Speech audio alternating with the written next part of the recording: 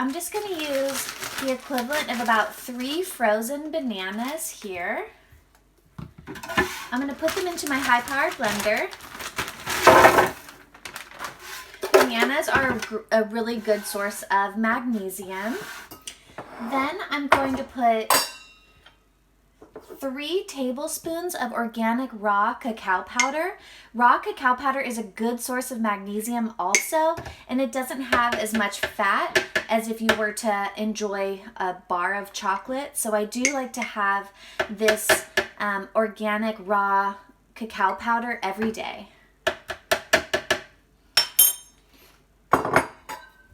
Okay, another food that I found that's actually packed with a lot of nutrition is this unsulfured wholesome sweeteners organic molasses. So some molasses is better than others. This one I found is packed with a lot of nutrition, especially nutrition that's great for if you're on a plant-based diet. There's in 1 tablespoon of this molasses, there's 3 milligrams of iron, which is 15% of the daily recommendation.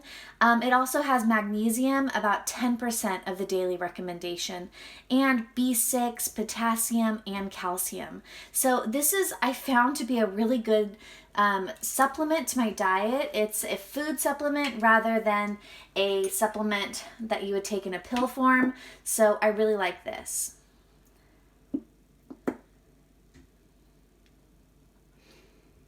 And we're going to put 2 tablespoons of this molasses into this nice cream. This is also going to give it a lot of a nice sweetness.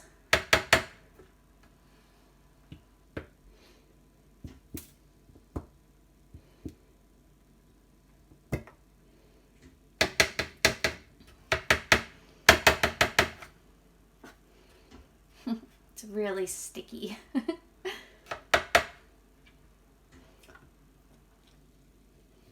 Okay, and then one more item is we're going to add some raw almond butter.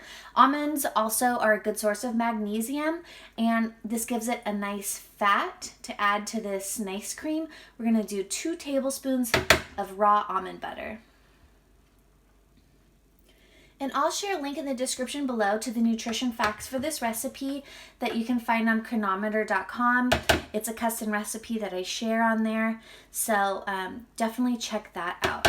But if you're looking for a good way to get magnesium into your diet and you don't want to have to take supplements, whole food sources are the best, in my opinion, way to go.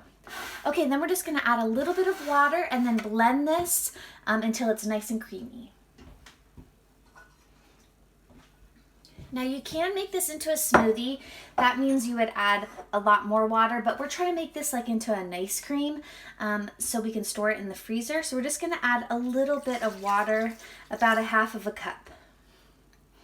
And I'm gonna put my lid on and blend this until it's nice and creamy. I do have a spatula here to press out any air bubbles that might accumulate on the bottom. And actually what I'm going to use is this temper stick that goes in the Vitamix that helps push everything towards the blade.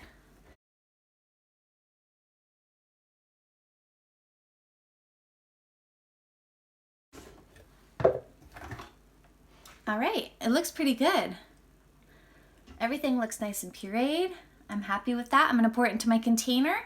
You can enjoy this right away, or you can also store it in the freezer until you're ready.